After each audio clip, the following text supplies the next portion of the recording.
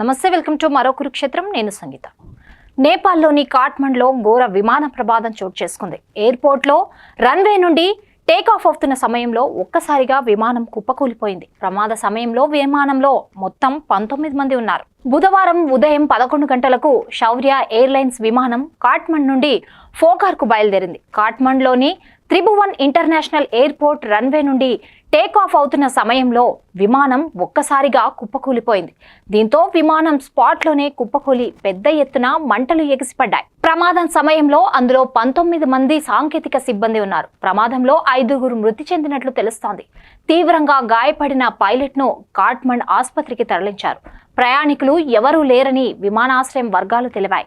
ఘటనా ప్రదేశానికి చేరుకున్న పోలీసులు, అగ్నిమాపక బృందాలు సహాయ చర్యల్లో నిమగ్నమై ఉన్నాయి. విమానం ఫోకర్కు వెళ్తుండగా ఈ ప్రమాదం సంభవించిందని పోలీసుల వివరాల్లో తెలిపారు.